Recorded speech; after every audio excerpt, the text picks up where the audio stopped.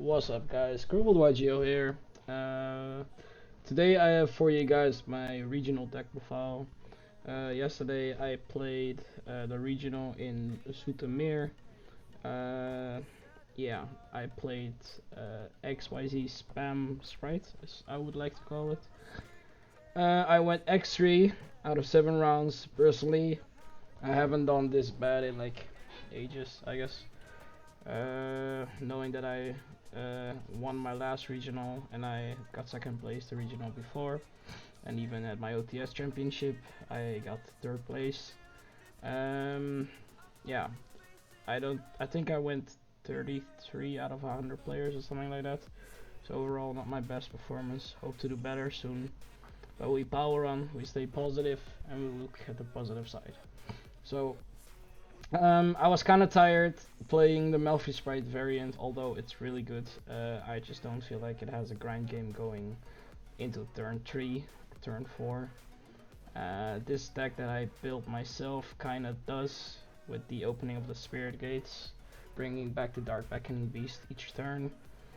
Yeah, let's get into the deck profile really fast. I think most of you all know the cards that are shown. I played Triage, 3 Droll, 3 Imperm for my hand trap lineup. I played, for my board breakers, I played 2 Talons and 2 Fenris. They really came in clutch. I'm happy I played them over 3 evenly in the main, because that was my first train of thought, to play 3 evenly in the main instead of 2 Tactics and 2 Fenris.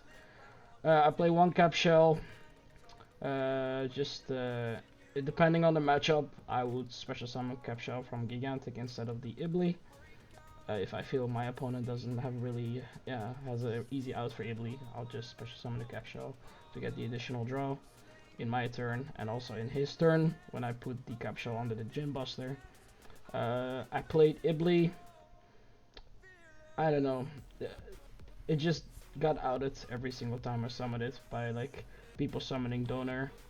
For a Kashtira player, he went normal summon, Rise Heart, linked them away for Donner with the Ibli, and then he went Donner to put extra pressure on me, so I went like Neg 2, and he went just like +1, so yeah, it wasn't really good. My train of thought was like people were dropping off Ibli in the main deck, a lot of Sprite players did, and my train of thought was like, alright, that also means that people are less prepared for the card, so they don't play the Link 1 anymore, or the Link 2. But yeah, they did. So, yeah, this probably is gonna be cut, and this will probably be 41, because I like the number 41. This will probably be a second carrot, because then you can just basically already have the double monster negate with the red and the gym bust, and you also have like a spell trap or a spell trap negate always live. Um, G Dark Beckoning Beast. I feel this card is really good for the grind game, because if you go first and you play the Nimble package, you 100% go through all 5 of these cards. Yeah, you just like pray with your 6 or 7 interruption that you have. If you go uninterrupted in the Melfi Sprite variant, you just pray that it's enough for your opponent, and like, yeah, you just kill them on the spot. But this doesn't really have a grind game. It could if you double cross one of your level 2s back and you chain sprint on the summon, you could get stuff back, but that's still nothing to do with the Nimble engine. So the Dark Beckoning Beast is there. The opening of the Spirit Gate has great synergy. There's a reason why I played both of these packages, because this is technically 6 normal summons, so it's always good in that fact that I wanted to have 6 normal summons in my deck. I feel that's stable. It's really good. Yeah, a fun thing to have if you go second and you open like this and this is actually insane, because I never got stopped on the Dark Beckoning Beast search. So if I activate this and I have 1 engrave, I'll pitch this and I go like +3, and it's really good because this triggers also from opening of the Spirit Gates, just like the trigger from the Cerberus and the Phoenix. 3 blue, 3 jet, Gamma Burst. Gamma Burst is really needed. I feel like this deck is insane with Gamma Burst. Like, you just don't have an easily OTK button anymore without it. having a 4600 gigantic Spright to just destroy your opponent is insane. Yeah, you need Gamma Burst in Spright. I'm really convinced about that. Yeah, 3 Prosperity for consistency, 3 starter, 1 double cross. So yeah, that's the main deck. Felt like this combination was not weird at all for me. This card was, I think, 99% of the time that I drew this card, it was live for me, because I just get interrupted somewhere and I just talent. She see their hand to rip a card. No, hand knowledge is insane in this game. So you win the moment that you have hand knowledge. You can just set up everything. You just have to worry about 1 card they draw, and that's it. For the extra deck, I played 2 Zeus. I'm happy I played 2 Zeus. Yeah, I wouldn't change it. Downer is also insane. 2 Gigantic. I already made some changes to the deck. I will show you guys in a second after this. 1 Mannequin Cat. I almost always made this. It's insane. To summon out a blue or a jet, or a red or a carrot. Insane. Mosquito. I played against 2 cash players. They always banish this card first, because yeah, they have to. Ginbuster. Insane when you have a capsule under it. You just draw a card in your opponent's turn and you negate something. Oninibaru. Staple. The Nightmares. I feel like they are needed in this deck because you can have a lot of cards in your hand that do the discarding part and you get effects. So if you use them with this card, you just plus 2 sprints, kind of mandatory in this deck also. So the IP package with the Scareclaw Tryhard, in my mind, having a Tryhard was good, but it didn't really work out as I was thinking it would be, because my train of thought was I end with a Ginbuster, a Mannequin Cat, and an IP and a sprint, and I give my opponent the Ibly, and the moment that they want to crash the Ibly, they go straight to the battle phase. I'll just IP, and I make Tryhard put Ibly to defense, and now they're locked under the IP and they can't do anything anymore. But yeah, everyone had counters to it, and that actually surprised me, because I thought in my mind that it fell off, but it didn't. But it's fine. Yeah, we go on. The side deck. 4 Bestials. I played no branded players or meta players at all. And I was expecting, because I know the meta of the Dutch Yu-Gi-Oh players. Most of them are students. They don't have a lot of money, and if you don't have a lot of money in Yu-Gi-Oh, you kind of convert to the structure decks, and the structure decks being the best one is the branded one. So you resort to playing branded, and you buy the staples over time when you have money for them. So that's my train of thought. Also totally wrong. I didn't play anyone today, yesterday. I didn't play any branded player.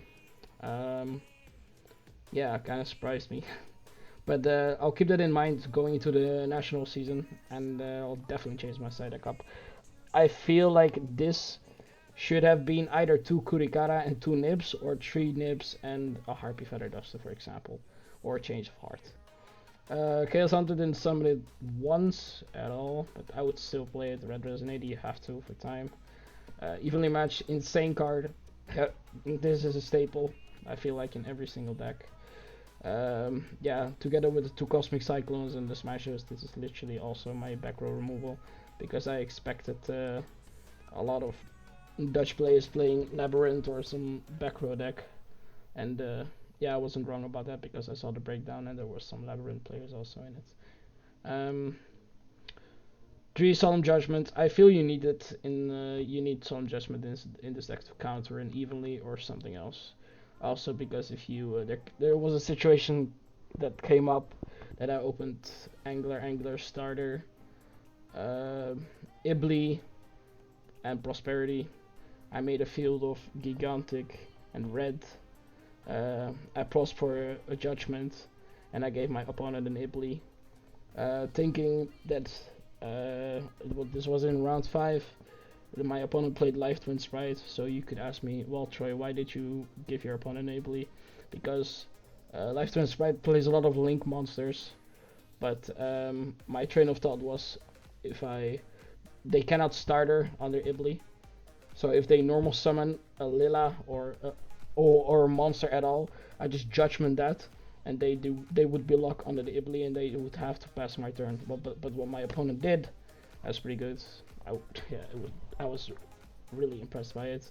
He went draw phase, econ my Ibli away, took my red, and then he went off, and yeah, he went Mega Plus, and I just lost from there. Yeah, it's insane. So yeah, this is my deck that I played at the regional yesterday. I think it's a really good build. Would I play it going forward? Probably not. But I just want to do something else than Malfi Spright. This is the deck how I would play it right now. So I cut the only thing that I changed mainly is I cut the IP in the Triart for a Goddess and a third Gigantic. I removed the Ibli for a second Carrot. That's literally the only thing that I changed. And I should probably like change this to like Kurikara and 2 Nips. And that's probably what I would play. I have 2 small combo videos for you guys, so you guys have an indication of what this deck should do going first. So this is opening hand of Spright Blue and a Dark Beckoning Beast. These hand traps are just blanks, so yeah. So you go this, you go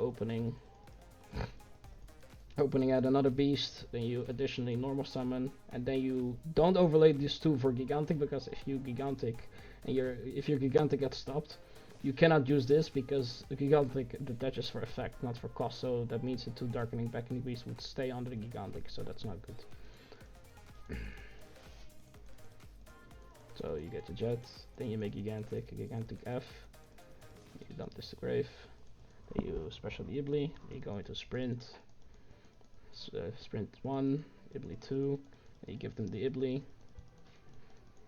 then you go Beaver, dump Angler,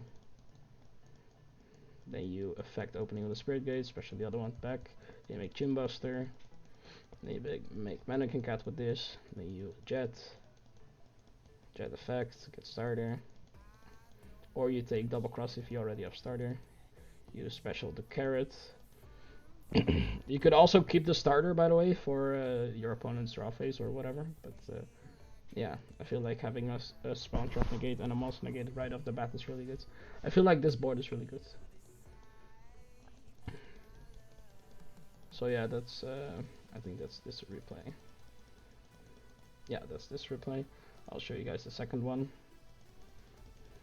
This is when you don't want to give your opponent the ability, so this is what you would do if you know your opponent has an easy out ability, you just play something like this. So this is the same combo again.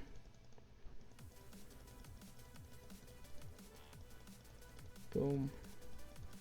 Special the Cap Shell, link away the Cap Shell and the Gigantic for a sprint, chaining 1 sprint, chaining 2 Cap Shell, you draw a card. Then you dump the Angler, special Beaver, and go into the Cat, and then you affect the opening of the Spirit Gates, pitch a card, Cap Shell, overlay them for Gym Buster, so you have a draw on your opponent's turn. Then you do the same thing, you Carrot, get a starter, boom, get a Carrot. So at this point you could pass on this with 3 cards in hand, but what you could also do is you could link the Carrot and the Jet away for IP, and then in your opponent's turn you could IP for either a Cerberus or a Phoenix, but you could also IP for Triard if you give them the Ibli. So yeah, that's about it, but I would personally probably just keep this. Alright, so that's this replay. My fast one by round, my round 1 was against Tenji Sword, so I got impermanent evilly. I lost that 1-2. Round 2 I played Bishop Thunder again, I 2-0'd him. Round 3 I played Life Twin Spright, I 2-0'd him, or 2-1 him, I can't really remember. I think it was 2-0. Round 4 I played against Cash, I lost that 1-2.